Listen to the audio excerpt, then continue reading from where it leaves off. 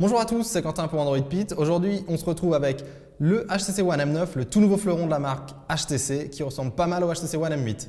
On retrouve donc les haut-parleurs stéréo sur la face avant. L'appareil photo frontal que l'on voit ici, c'est un 4 mégapixels mais technologie ultra pixel made in HTC. L'écran, c'est une dalle 5 pouces Full HD et on retrouve encore la barre noire. On a vu des rumeurs comme quoi elle aurait disparu qui cache de l'électronique chez HTC. Alors vu de dos, le HTC One M9 ressemble pas mal au HTC One M8. À vrai dire, la seule différence avec, ça va être le capteur photo sur lequel on retrouve un cadre en plastique et un verre saphir, ce qui est logique parce qu'il affleure un petit peu, donc ça le protège.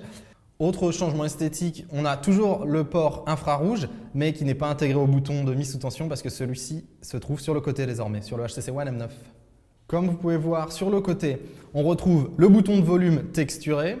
Par contre, les boutons de volume sont lisses, eux, et l'emplacement micro SD, parce qu'on a une micro SD sur le HTC One M9.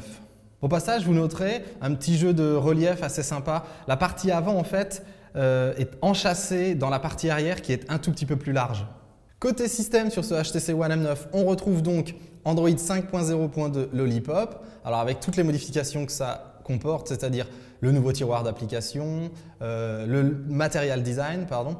On va retrouver également le nouveau menu notification paramètres rapides qui est un peu un mélange KitKat Lollipop sur ce HTC One M9 qui marche très bien et qui est très pratique à vrai dire. Donc c'est du Lollipop. On retrouve également donc le bouton pour aller dans les paramètres qui est en haut à droite comme d'habitude.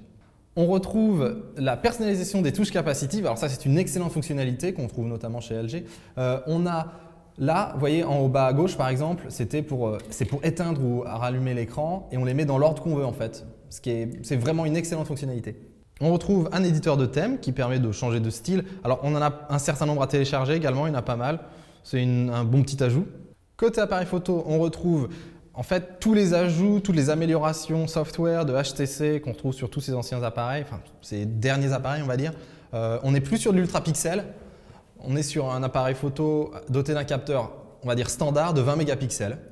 Autre excellente nouvelle fonctionnalité sur ce HTC One M9 en fait, au niveau du software, on a donc un nouveau widget qui est connecté à la localisation et qui va vous afficher automatiquement comme ça va popper un certain nombre d'applications selon que vous êtes au travail, à la maison, etc. Donc vous pouvez mettre un navigateur à la maison, vous pouvez mettre l'agenda au travail ou le Play Store, etc.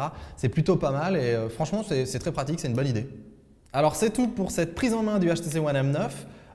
Comme vous pouvez le voir, vous ferez votre avis en fait sur ce que vous aimez, ce que vous n'aimez pas. N'hésitez pas à nous le dire dans les commentaires. Vous trouverez toutes les caractéristiques sur androidpit.fr et le lien dans la description de la vidéo. Salut à tous!